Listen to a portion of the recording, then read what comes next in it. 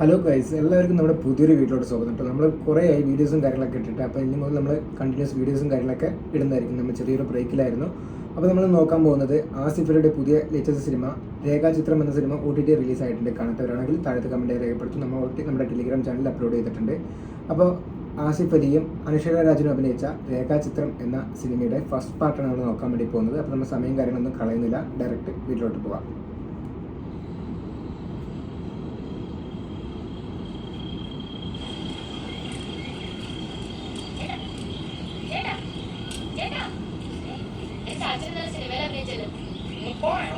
ഞാൻ കണ്ടേ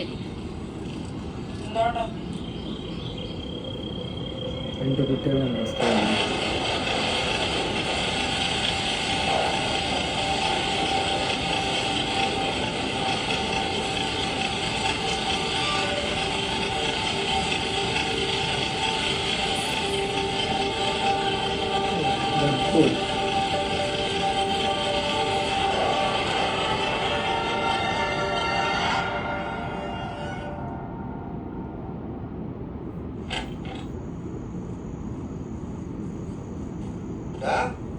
എഴുന്നേക്ക് ചുമടന്ന് ഉറങ്ങല്ലേ. സബ്മിറ്റൊക്കെ കിട്ടിയല്ലേ, പട വെട്ടാനിറങ്ങാം.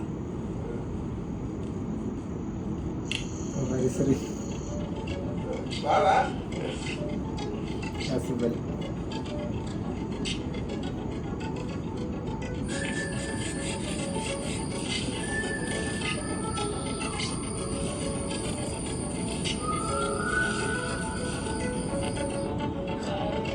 ആഹാ, ഫ്രണ്ട് പേജിൽ തന്നെ ഉണ്ടല്ലോ.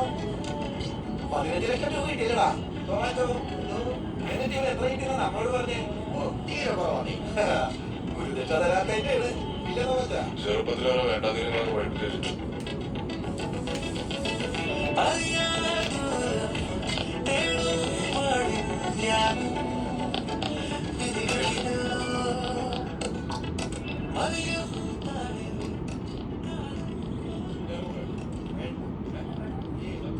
സോങ് വെച്ച് ചിലപ്പോൾ കോപ്പിറൈറ്റ് ചെയ്തിട്ടുണ്ടോ, അതുകൊണ്ടാണ് വോളിയം കുറച്ചത്.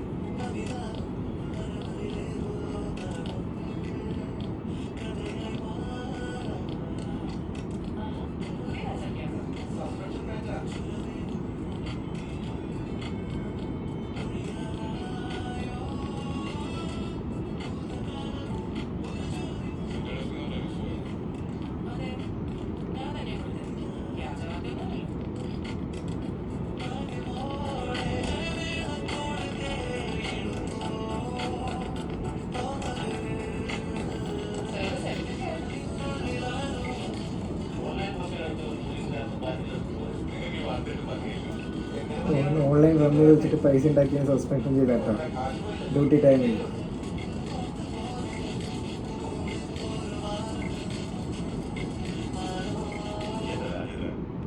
ഒഴിഞ്ഞു മതി കുപ്പിയില്ലാത്ത ഏതെങ്കിലും ഒരു മുറി ഉണ്ടെങ്കിൽ ഒരു ട്രാൻസ്പ്ലാന്റേഷൻ കഴിഞ്ഞാണല്ലേ.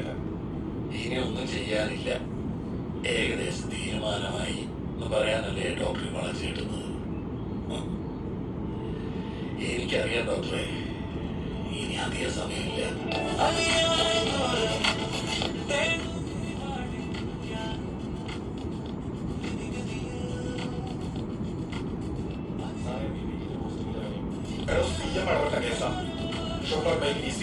മലക്കപ്പാക്കി വിട്ടായിരുന്നു സാർ. അവിടുത്തെ ട്രാൻസ്ഫർ അടിച്ചു. വലിയ സെൻസിറ്റീവ് ഇഷ്യൂസ് ഒന്നും ഇല്ലാത്ത സ്റ്റേഷനല്ലേ? അതെ, കുറച്ച് കാലം അവിടെ നടപടി വന്നോ അയാൾ താനെ ശരിയാവുള്ളൂ.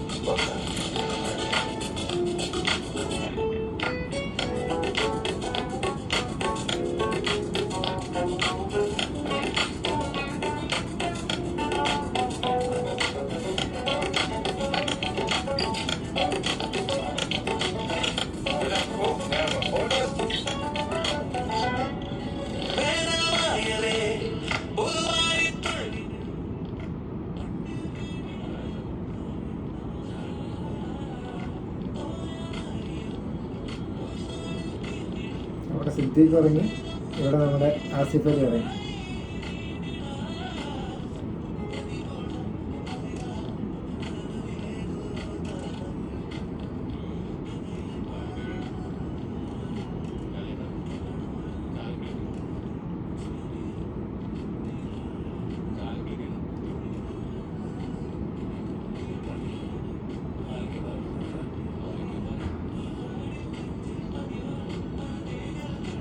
Kepler.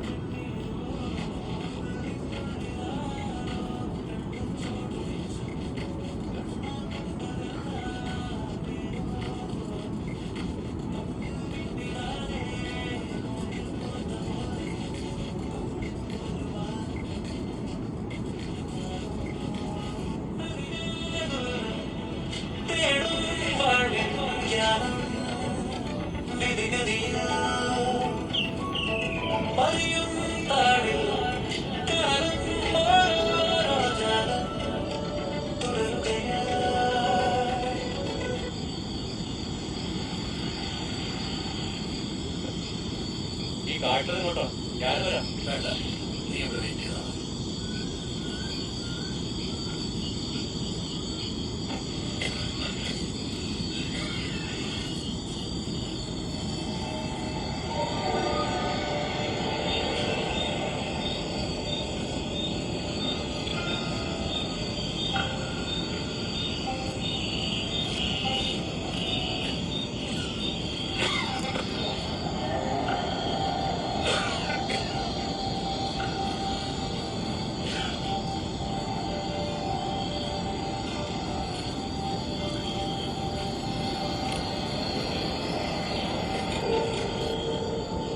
വീട്ടിലോട്ട് പോകുന്നുണ്ട്.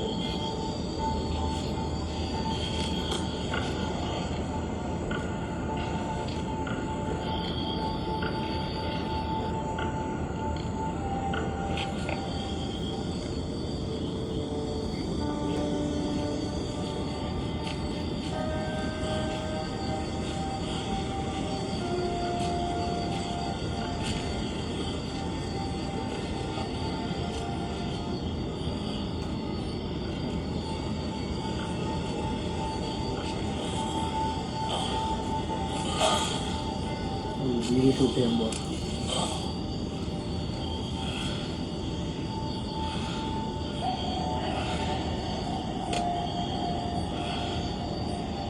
ഞാനിപ്പോ ഇവിടെ വന്നിങ്ങനെ ഇരുന്ന് എന്താ പറയാൻ പോകുന്നതെന്ന് നിങ്ങൾ ആലോചിക്കുന്നുണ്ടാവില്ലേ? ഒന്നുമില്ല, എന്നെ കുറിച്ച് തന്നെ. പണത്തിന്റെ പിന്നാലെ പോയി സ്വന്തം ആരോഗ്യവും കുടുംബവും സമാധാനവും സന്തോഷവും ഒക്കെ നഷ്ടപ്പെടുത്തിയ എന്റെ ജീവിതത്തെ കുറിച്ച് ഒരുപാട് പണം ഉണ്ടാക്കി. പക്ഷെ ഒരു കാര്യമുണ്ടായി, അതിനൊരു കാരണമുണ്ട്. ചോരവരുടെ കാശിനാ തുടക്കം. ഒരു ജീവന്റെ വില അത് കൈപ്പറ്റാതിരിക്കായിരുന്നു. പക്ഷെ കൈപ്പറ്റി. ഫസ്റ്റ് നിമിഷം ആ ബോഡി കൊണ്ട് കിടക്കുകയാണ്.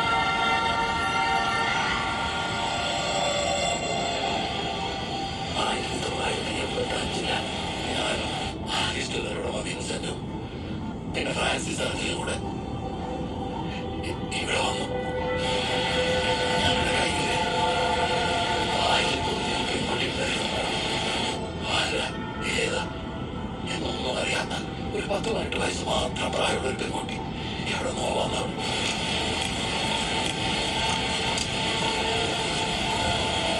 അവസാന ശ്വാസം നിലയ്ക്കുന്നതിന് മുമ്പ് അവളുടെ മുഖത്തേക്ക് ഞങ്ങൾ വാരിട്ട മണ്ണ് അവളുടെ ജീവൻ എടുത്തെങ്കിൽ ഞങ്ങളുടെ ജീവിതം അവിടെ തുടങ്ങി. ഇവിടെ എല്ലാം തുടങ്ങിയെടുത്ത് തന്നെ കാലം എന്നെ കൊണ്ട് തെറ്റിച്ചു. ഈ മരച്ചോട്ടില്, ഈ മണ്ണില്, എന്റെ കയ്യിലെ ഈ മണ്ണിൽ ഞാനിരിക്കുന്ന ഈ മണ്ണിന്റെ അരികെ അവിടെ ഉണ്ട്.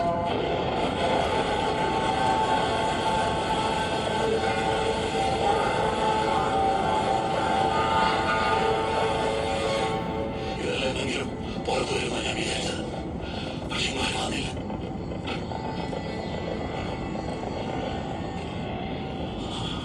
ഇതുവരെ വന്നില്ല. ഇനി വരും. സൂസൈഡ് ചെയ്തിട്ടോ?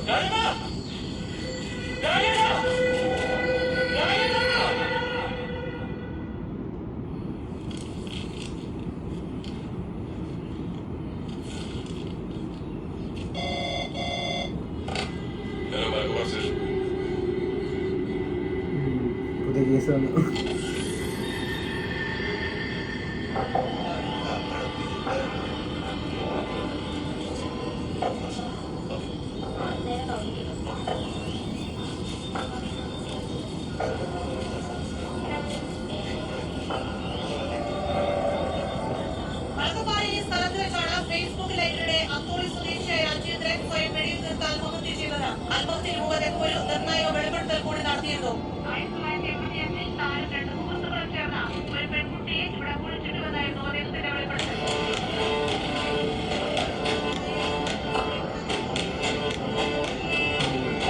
നല്ല ബന്ധമാണ് കേട്ടോ.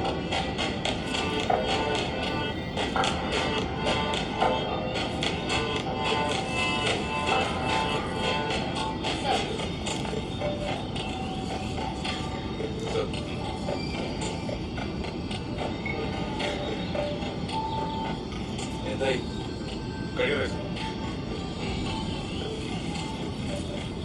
എനിക്ക് സ്റ്റോറേജ് ചെയ്യുന്നത് ഇവിടെ ഹോസ്പിറ്റൽ സെറ്റ് ചെയ്തിട്ടുണ്ട്. നീ എന്നാലും ഡ്യൂട്ടിയിൽ ജോയിൻ ചെയ്തു. ഇന്നലെ കഴിഞ്ഞിട്ടുള്ളൂ. വന്ന കാര്യപ്രധാനം പിന്നെയാണ് ഇപ്പൊ നീ കേരളത്തിൽ മാത്രമേ ഫേമസ് ആയിട്ടുള്ളൂ. ഇവിടുന്ന് സ്കെൽട്ടർ പോലും കിട്ടിയ അത് പിന്നെ നാഷണൽ വൈഡ് അറ്റൻഷനായി മാറും. ആലിസ് വിൻസെന്റിന്റെ പേരാണ് ഇത് പറഞ്ഞിരിക്കുന്നത്. പോലീസിന് അതാണ്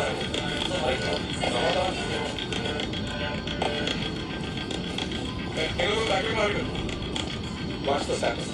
ബോഡി എടുക്കാറ് എക്സിബിഷനുള്ള പെർമിഷൻ ആയിട്ട് നാളെ രാവിലെ തുടങ്ങണം. If you get A skeleton we have A case. Sir 19 തീരുമാനിച്ചു.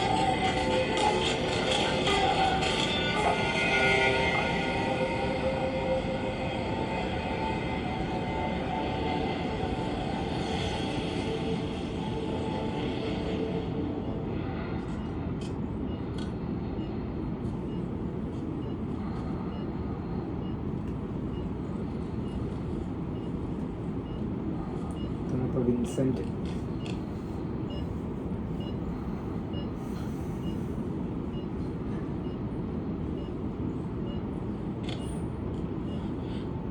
അപ്പൊ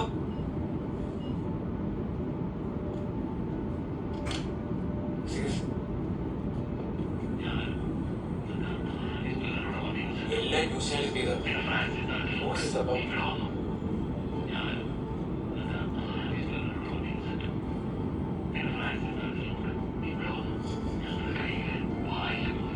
ഇറ്റ്സ് ഓക്കെ. അപ്പൊ നീ തറയിലിരിക്കും. ഞാൻ വരാം.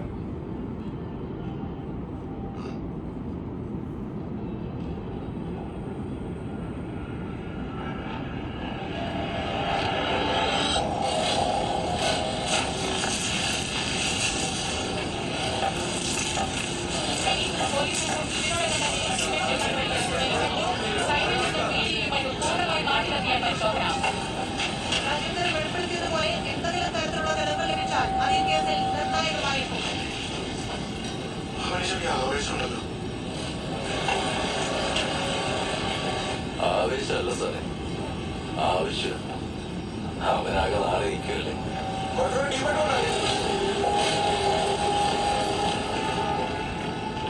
അരുൺ, പോലീസ് എക്സിബിഷൻ നടപടികൾ തുടരുകയാണ്.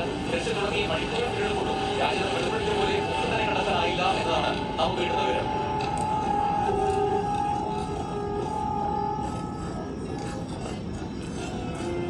ഇങ്ങനത്തെ സ്ഥലമായതുകൊണ്ട് 4 അടി 5 അടി കൂടുതലൊന്നും താഴ്ത്തി കുറിച്ചാൻ ചാൻസ് ഇല്ല.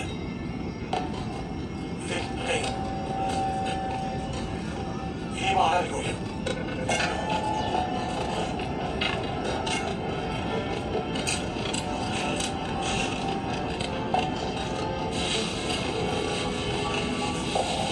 ഇവിടെ അടിച്ചിട്ട് നോക്കി.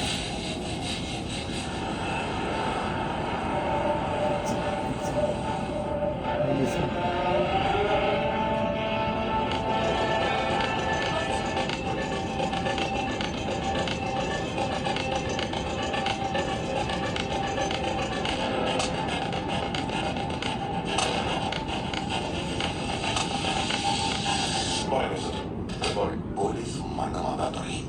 ചില മഞ്ഞ ചാനലുകൾ നിങ്ങളുടെ ഫോട്ടോയും പേരും വെച്ച് ടെലികാസ്റ്റ് ചെയ്യാനും തുടങ്ങി. You know, for their ratings. But the mainline media has still not picked up on it. Let police do their job. നിങ്ങളതൊന്നും ഓർത്ത് വിഷമിക്കണ്ട.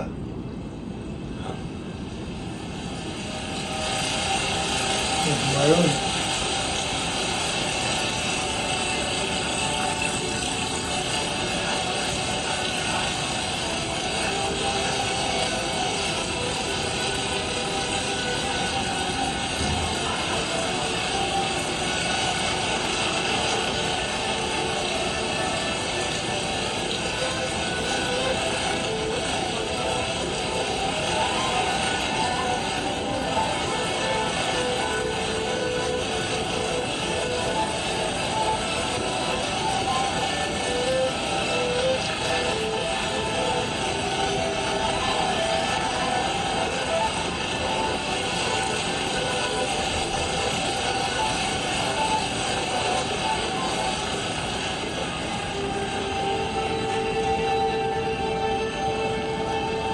എന്തോ കണ്ടു കഴിഞ്ഞു.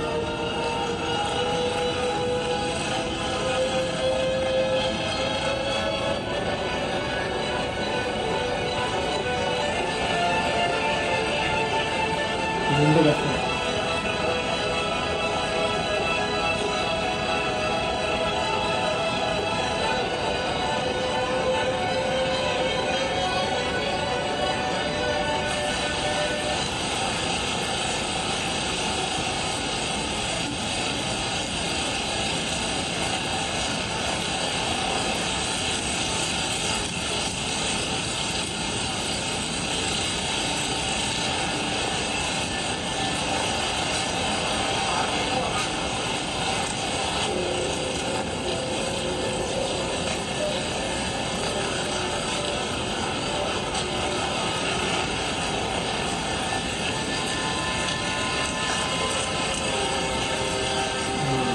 കുത്തി കിടക്കും.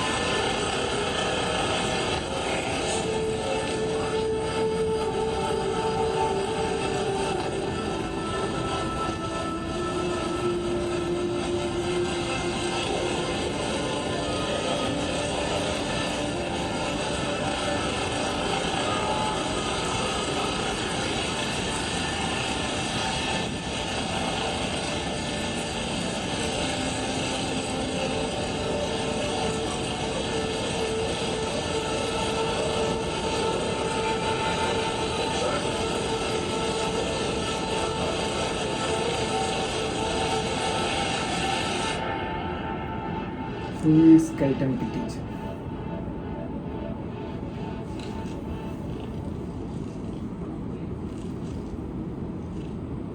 എന്തൊക്കെയാ സാർ ഫൈൻഡിങ്സ്? ഫീമെയിൽ തന്നെയാണ്. ഏജും ബാക്കി ഡീറ്റെയിൽസ് ഒക്കെ ഫൈൻഡ് ഔട്ട് ചെയ്യാൻ കുറച്ച് സമയം എടുക്കും. ദാ, കൊലുസ്.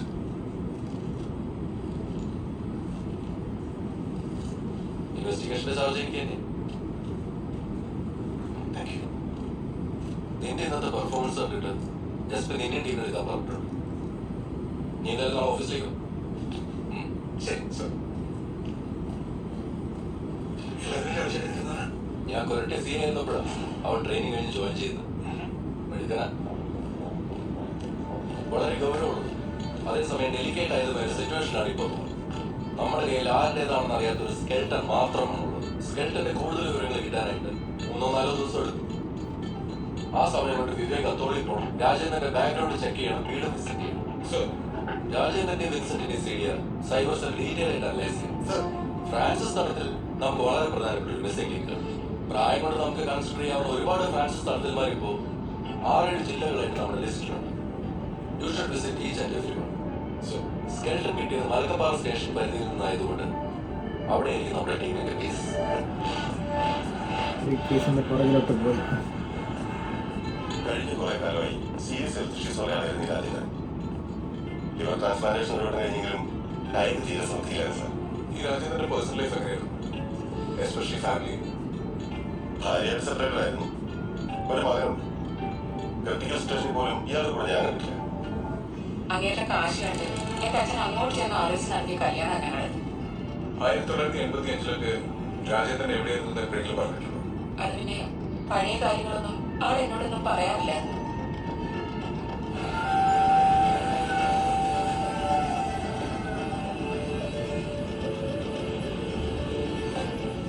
ഫ്രാൻസിസ് മൂപ്പര് മലയെടുക്കാനായ എന്റെ ആദരവുള്ള മലക്കപ്പാറിലൊക്കെ ഞാൻ വന്നിട്ടുണ്ട്. എന്നല്ലാതെ സാർ ഈ പറഞ്ഞ കേസുമായിട്ട് എനിക്ക് യാതൊരു ബന്ധമില്ല. ഞാനാ സാറെ വിളിച്ചിട്ടുണ്ട്. അവിടെ മാത്രമല്ല വേറെ പല സ്ഥലത്തും വിളിച്ചിട്ടുണ്ട്. എന്റെ പേര് ഈ തളത്തിൽ ഫ്രാൻസിസ് ആയത് എന്റെ തെറ്റാണോ സാറേ? അതെ, എന്നെ ഒന്ന് പുറത്താക്കിയായിട്ടല്ലോ, ഞാൻ എല്ലാം കാണിച്ചു. ഇത് പ്രാകനം തോന്നുന്നു.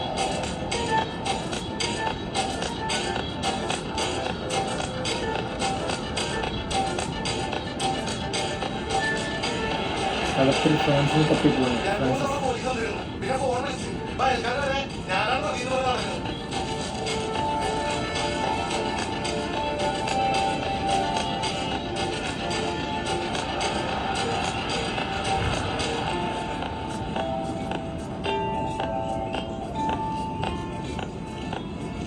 ഇപ്പൊ പ്രധാനമായിട്ട് മാഗ്നസിംഗ് കേസസ് ആണ് നോക്കുന്നത്. അടുത്തുള്ള സെഷനുള്ള ക്രൈം മെമ്മോ രജിസ്റ്ററുകളും കളക്ട് ചെയ്യുന്നു. ആ ഓക്കെ സർ. എടോ ഇതേ താനെന്ന് ചോദിച്ച 80s ന്യൂസ് കട്ടിങ് സാർ കിട്ടാതെ മാക്സിമം ഞാൻ കളക്ട്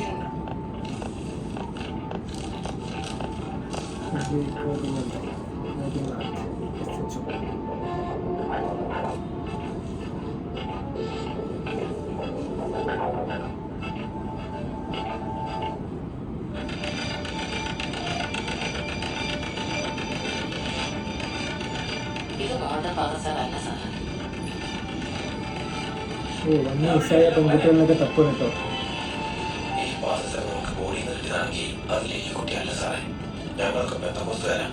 ഒരു കുട്ടികളെ പോലും ഞങ്ങൾ ധരിക്കാറില്ല.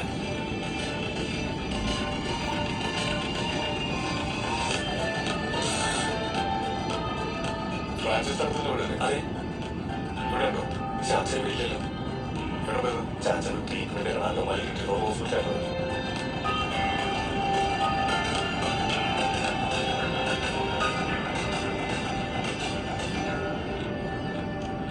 സാർ, ഈ പെൺകുട്ടിയെ കാണാതായെന്ന് പറയുന്ന കേസ് പെൺകുട്ടി തട്ടിപ്പ് നടത്തി മുങ്ങിയ കേസ് വിടും. Okay sir.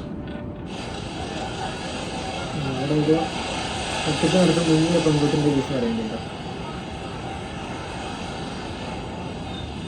ചിലപ്പോൾ ആ പെൺകുട്ടീനെ ഓളെ ആയിരിക്കും. കാണാനില്ല എന്ന് പറഞ്ഞ് അപ്പച്ചൻ പണ്ട് ഒരു പരാതി കൊടുത്തിട്ടില്ലായിരുന്നു?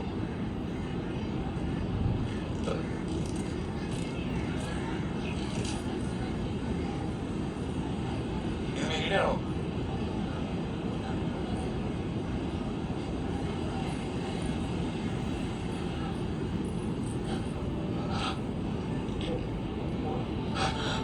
ഈ അപ്പച്ചൻ തിരിച്ചറിഞ്ഞു തോന്നുന്നു.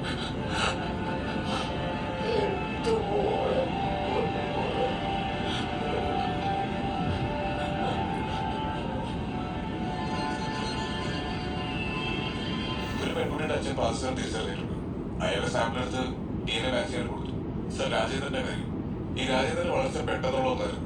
പെൺകുട്ടിയെ കുറിച്ചിട്ട് അയാൾ പറയുന്ന കാലത്ത് പല സ്ഥലങ്ങളിൽ സഞ്ചരിച്ച് പല പണികളും ചെയ്തുകൊണ്ടിരുന്നൊരു സമയമായിരുന്നു. പിന്നെ സർ, ഈ ഫ്രാൻസിസുമായി മിക്കവരെയും ഞാൻ പോയി കണ്ടു. അതിൽ ഒന്ന് രണ്ടു പേര് ഈ പറയുന്ന കാലത്ത് അങ്കമാലി പ്രദേശത്ത് താമസിച്ചതായി ലോക്കൽ പോലീസിന് വിവരം കിട്ടിയിട്ടുണ്ട്. ഇതേ കഴിഞ്ഞ ദിവസം വിൻസെന്റിനെ കുറിച്ച് അന്വേഷിക്കും. സർ, അയാളുടെ ഒരു ബന്ധുവിനെ ലൊക്കേറ്റ് ചെയ്തിട്ടുണ്ട്. അവരെ പോയി കണ്ടെന്ന് സംസാരിക്കും.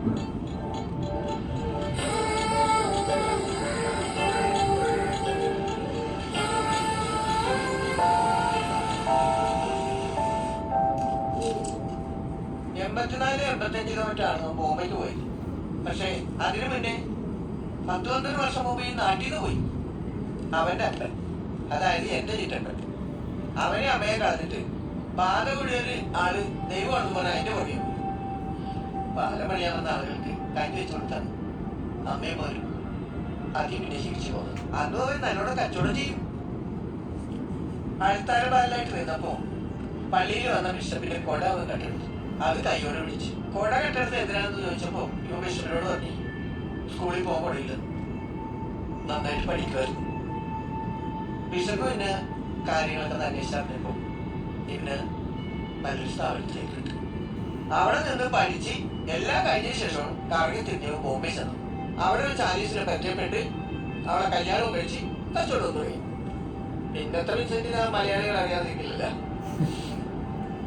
ഈ വിൻസെന്റ് ആതിരപ്പള്ളി മലക്കപ്പാറ ഏരിയയിൽ താമസിച്ചിട്ട് ചേച്ചിക്കാരുണ്ട്. ചാലക്കുടിയിലും അകമായിട്ടും ഒക്കെ പല സ്ഥാപനങ്ങളിൽ നിന്നാണ് അവൻ പഠിച്ചതും വളർന്നതും. പിന്നെ സാറി പറയുന്ന സമയത്ത് അവൻ എന്തോ ഒരു പിടിവലി കിട്ടിയിട്ടുണ്ട്. അതിൽ പിടിച്ചാണോ കേൾവി. അതെന്താണ് എനിക്കറിയില്ല. ആ സമയത്ത് അവർക്ക് എന്തോ പിടികൾ കിട്ടിയിട്ടുണ്ട്. അപ്പം കേസുമായിട്ട് എന്തോ ഒരു ബന്ധമുണ്ടെന്നാണ് പറയുന്നത്.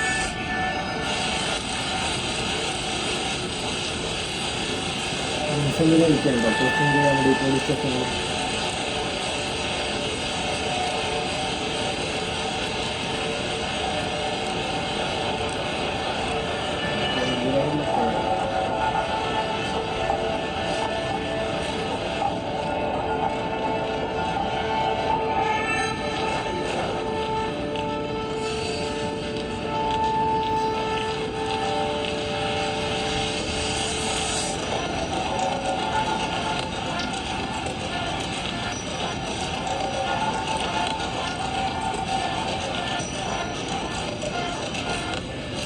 ഈ പെൺകുട്ടിയെ കുറിച്ചിട്ട് രാജ്യത്ത് വീഡിയോയിൽ പറയുന്ന കാലഘട്ടത്തിൽ ഒരു ബിഷപ്പിനോടൊപ്പം നിങ്ങൾ മലക്കപ്പാറ ഏരിയയിൽ താമസിച്ചിരുന്നതായി വിവരം കിട്ടിയിട്ടുണ്ട്. അന്ന് നിങ്ങൾ താമസിച്ച വീട്ടിൽ നിന്ന് ഏകദേശം 6 കിലോമീറ്റർ ദൂരത്ത് നിന്നാണ് ഈ സ്കെൽറ്റൻ കിട്ടിയിരിക്കുന്നത്. അതിനെപ്പറ്റി എന്ത് പറയുന്നു? പിതാവാണ് എന്നെ പഠിപ്പിക്കാൻ മുങ്ങിയെടുത്തത്. പ്രായമായപ്പോ അദ്ദേഹത്തിന്റെ സഹായിയായി ഞാൻ കൂടെ പോവുകയായിരുന്നു. അദ്ദേഹം മലക്കപ്പാറയിൽ നിന്ന് വിശ്രമ ജീവിതം കഴിഞ്ഞ് തിരിച്ചു പോകുന്നവരെ ഞാൻ കൂടെ ഉണ്ടായിരുന്നു. പോകുന്നവരല്ല, അദ്ദേഹം മരിക്കുന്നവരെ. ഈ രാജേന്ദ്രൻ മരിക്കുന്നതിന് 2 ദിവസം മുമ്പ് നിങ്ങളുടെ കമ്പനിയുടെ ഫ്രണ്ട് ഓഫീസിലേക്ക് വിളിക്കുകയും ഏകദേശം 15 സെക്കൻഡോളം സംസാരിക്കുകയും ചെയ്തിട്ടുണ്ട്. എന്തിനായിരിക്കും അയാൾ വിളിച്ചത്? സാറിന് വരുന്ന ഫ്രണ്ട് ഓഫീസ് കോൾസ് എല്ലാം അവന്റെ ഫിൽറ്ററിംഗ് കഴിഞ്ഞിട്ടേ അദ്ദേഹം എടുത്തു വരും. പേർപ്പസ് ക്ലിയർ ആയി പറഞ്ഞാൽ എന്റെ ലെവലിലേക്കെങ്കിലും ആ ഫോൺ കോൾസ് എത്തും. And anyway there will be records. മറ്റു ഷെഡിൽ സാറേ, പ്രായപൂർത്തിയാളുടെ സ്റ്റേറ്റ്മെന്റ് എടുക്കുമ്പോൾ കുടുംബക്കാരെ വക്കീലൊക്കെ ഒപ്പമായിരിക്കണമെന്ന് ഏതെങ്കിലും നിയമത്തിലുണ്ട്. CRPC 41D വക്കീലല്ലേ? അറിയായിരിക്കുമല്ലോ. പ്രതിയോട് ചോദിക്കുന്നത് കേൾക്കാവുന്ന ദൂരത്തിൽ പോലും അല്ല, കാണാവുന്ന ദൂരത്തിൽ. അതാണ് വക്കീലിരിക്കണം sir. See, I am cooperating here. ആരുടേതാണെന്ന് യാതൊരു സ്ഥിരീകരണവും ഇല്ലാത്ത ഒരു അസ്ഥികൂടത്തെ ചുറ്റിപ്പറ്റിയുള്ള അന്വേഷണമാണ്. എന്നിട്ട് നിങ്ങൾ വിളിച്ചിട്ട് ഞാൻ വന്നു. ഇവർക്കെന്നല്ല, കുടിച്ചിട്ട് രാജേന്ദ്രന് പോലും അറിയില്ല ആരെയാ കുടിച്ചിട്ടാണ്. കുടിച്ചില്ല ഇല്ലാത്ത ഒരാൾ തോന്നിയത് പറഞ്ഞതിന്റെ പേരിലാണ് സാറുകൾ അറിയുന്നത്. എന്തായാലും അയാൾ പറഞ്ഞതിൽ പകുതി സത്യമാണെന്ന് സ്കെൽറ്റൻ കിട്ടിയപ്പോൾ മനസ്സിലായില്ലേ? ബാക്കി പകുതിയുടെ സത്യമാണെന്ന് നമുക്ക് നോക്കാം.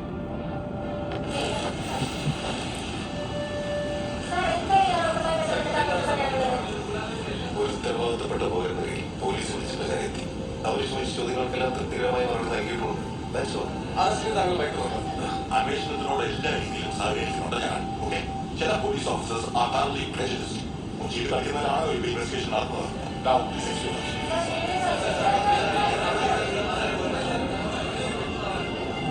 വെല്ലുവിളിക്കുന്നവരാണല്ലോ ഇൻവെസ്റ്റിഗേഷൻ ചെയ്യുന്നത്.